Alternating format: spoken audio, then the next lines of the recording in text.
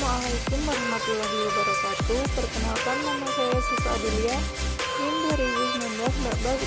2019-1438, kelas 5A BGSD, mata kuliah bimbingan dan konseling, dosen pengampu Ibu Endang Surtioni, Magister Pendidikan. Baik, di sini saya akan menjelaskan materi tentang tahapan dan karakteristik perkembangan karir peserta didik di sekolah dasar. Yang kedua, teknik bimbingan karir bagi peserta didik di sekolah dasar. Dan yang ketiga, pelaksanaan bimbingan karir di sekolah dasar. Baik, materi yang pertama yaitu tahapan dan karakteristik perkembangan karir peserta didik di sekolah dasar.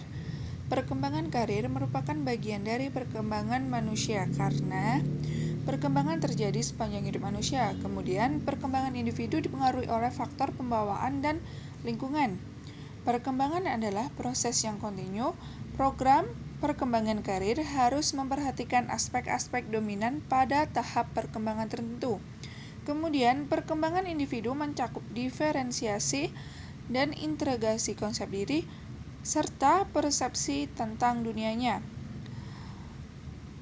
Perkembangan individual, sehingga adanya keragaman individual program intervensi termaksud bimbingan karir harus memperhatikan keragaman individual tersebut. Materi yang berikutnya yaitu elemen-elemen perkembangan karir. Ada 3 elemen. Yang pertama yaitu kesadaran diri.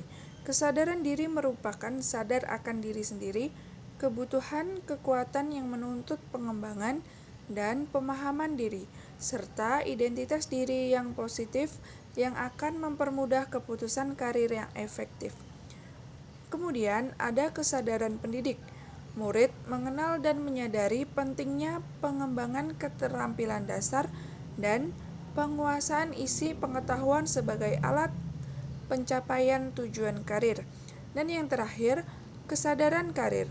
Murid menyadari bahwa perkembangan karir berkembang melalui pendidikan dan pengamalan kerja, serta memahami tentang adanya keragaman dunia kerja. Oke, baik, materi yang kedua yaitu teknik bimbingan karir bagi peserta didik sekolah dasar. Ada 2 teknik, yaitu teknik yang pertama terpadu dalam KBM atau kegiatan belajar mengajar. Teknik yang paling memungkinkan mengingat pelaksanaan bimbingan di sekolah dasar adalah guru. Dalam teknik terpadu, guru hendaknya meneliti materi kurikulum yang dapat disisipi bimbingan karir. Yang kedua, paket bimbingan karir. Paket bimbingan karir dikemas berupa modul yang masing-masing paket terdiri dari suatu topik dan subtopik pembahasan. Materi yang ketiga yaitu pelaksanaan bimbingan karir di sekolah dasar. Yang pertama, menentukan waktu.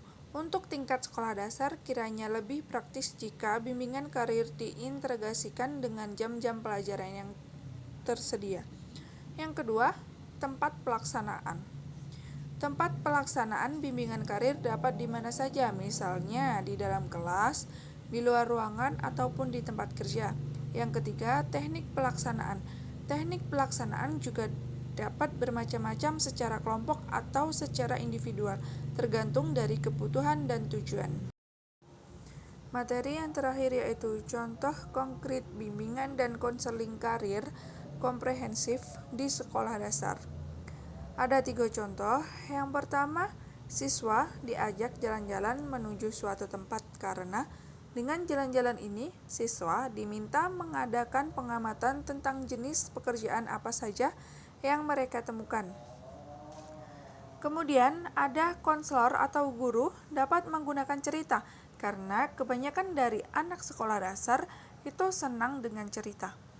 Dan yang terakhir, ada konselor atau guru menyuruh siswanya membaca buku, majalah, koran, dan media elektronik lainnya.